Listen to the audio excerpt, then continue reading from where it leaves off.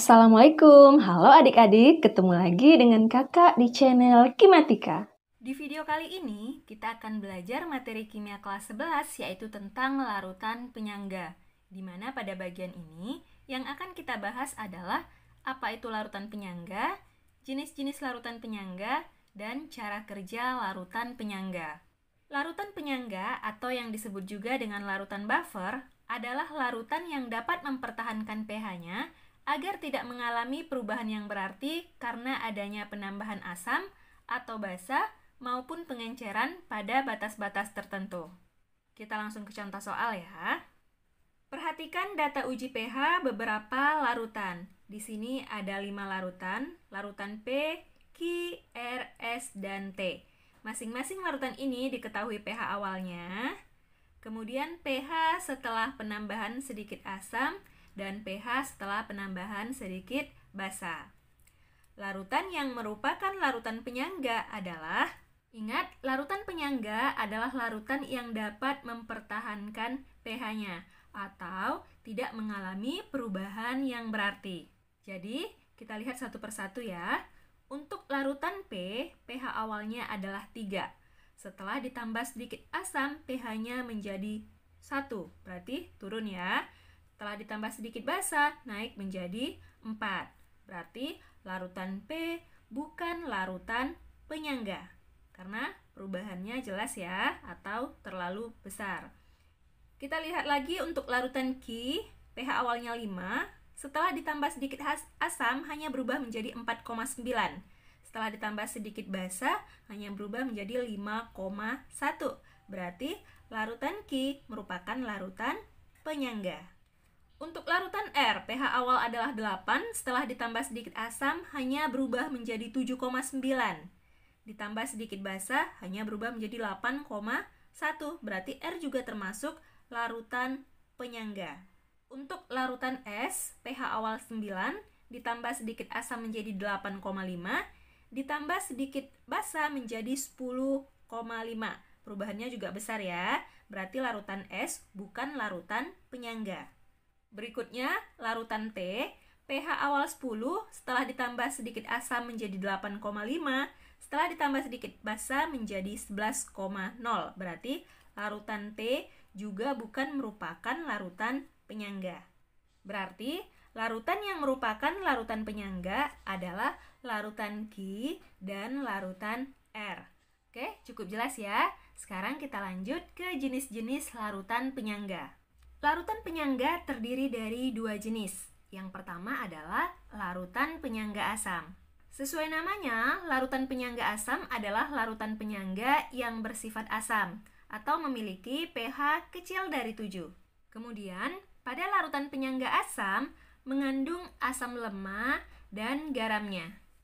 Yang dimaksud dengan garamnya di sini adalah garam yang mengandung basa konjugasi dari asam lemah.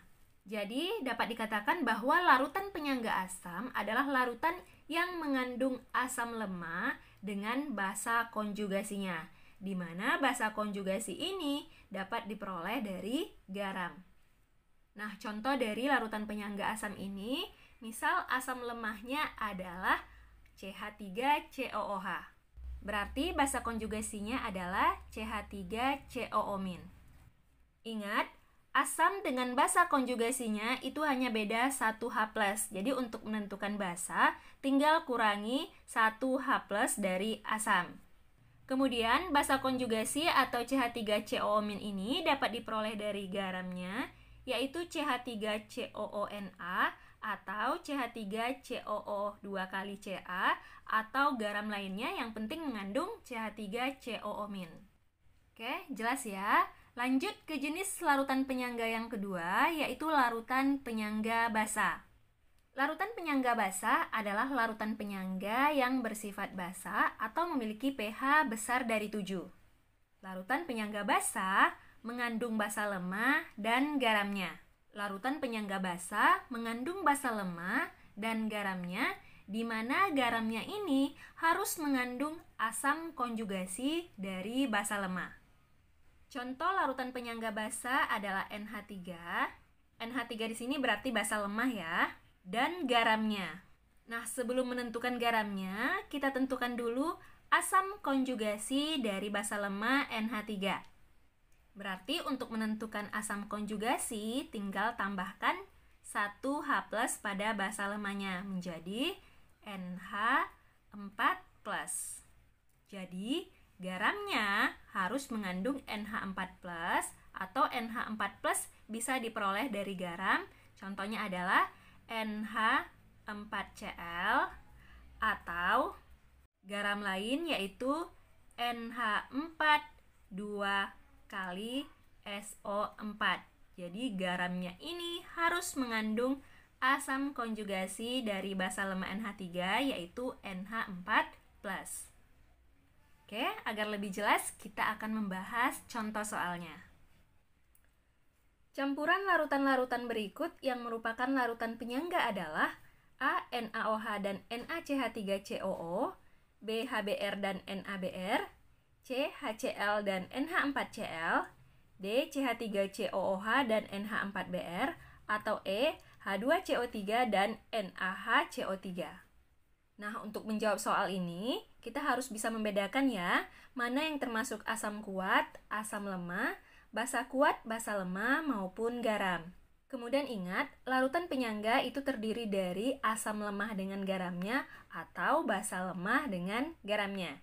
Jadi, jika ada asam kuat atau basa kuat dengan garamnya, maka itu tidak termasuk larutan penyangga. Kita lihat untuk pilihan yang A, NaOH dan NaCH3COO.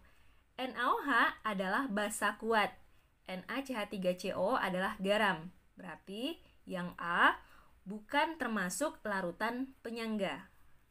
Lanjut pilihan yang B, HBr dan NaBr. HBr asam kuat, NaBr garam, berarti yang B juga bukan termasuk larutan penyangga. Jadi asam atau basanya harus lemah ya. Lanjut pilihan yang C, HCl dan NH4Cl. HCl adalah asam kuat, NH4Cl garam, berarti C juga tidak termasuk larutan penyangga. Kemudian yang D, CH3COOH dan NH4Br. CH3COOH adalah asam lemah, berarti sudah sesuai ya. Kemudian garamnya NH4Br. Tetapi karena garamnya tidak mengandung basa konjugasi dari CH3COOH, yaitu CH3CO-, maka yang D juga tidak termasuk larutan penyangga. Lanjut pilihan yang E, H2CO3 dan NaHCO3. H2CO3 adalah asam lemah, NaHCO3 adalah garam yang mengandung basa konjugasi dari H2CO3, yaitu basa konjugasinya adalah HCO3-. Maka pilihan yang E merupakan larutan penyangga. Jadi jawabannya yang E ya. Oke, bisa dipahami ya. Sekarang kita lanjut lagi ke cara kerja larutan penyangga. Kita mulai untuk larutan penyangga asam dulu. Kita langsung ke contoh ya.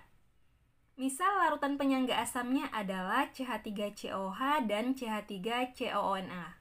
Nah, jika pada larutan penyangga asam ini ditambahkan sedikit asam, maka ion H+ dari asam akan bereaksi dengan basa konjugasi.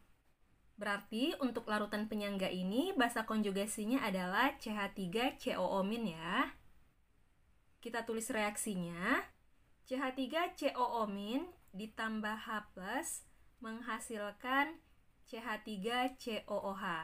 Kemudian bagaimana jika pada larutan penyangga asam ini ditambahkan sedikit basa? Jika ditambahkan sedikit basa, maka ion OH- dari basa akan bereaksi dengan asam lemah. Berarti asam lemahnya adalah CH3COOH ya. Kita tulis reaksinya, CH3COOH ditambah OH- menghasilkan CH3COO- dan H2O. Nah, karena ion H+ atau ion OH- masing-masing bereaksi menghasilkan asam lemah CH3COOH atau basa konjugasinya kembali yaitu CH3COO-, maka pH larutan penyangga tetap terjaga. Jelas ya? Kita lanjut lagi ke cara kerja larutan penyangga basa. Untuk contohnya, misal larutan penyangga basa NH3, dan NH4Cl. Jika pada larutan penyangga basa ini ditambahkan sedikit asam, maka ion H+ dari asam akan bereaksi dengan basa lemah. Nah, untuk contoh ini berarti basa lemahnya adalah NH3 ya. Kita buat reaksinya. Kemudian sebaliknya, jika pada larutan penyangga basa ini ditambahkan sedikit basa, maka ion OH- dari basa akan bereaksi dengan asam konjugasi. Nah, untuk contoh ini berarti asam konjugasinya adalah NH4+. Kita tulis reaksinya. NH4+ ditambah OH- menghasilkan NH3 ditambah H2O. Jadi sama seperti larutan penyangga asam ya. Ion H+ atau ion OH- yang ditambahkan masing-masing akan bereaksi menghasilkan asam konjugasi yaitu NH4+ atau basa lemah kembali yaitu NH3. Sehingga pH larutan penyangga tetap terjaga. Oke, cukup jelas ya. Nah, sekian dulu untuk video kali ini. Terima kasih. Wassalamualaikum warahmatullahi wabarakatuh.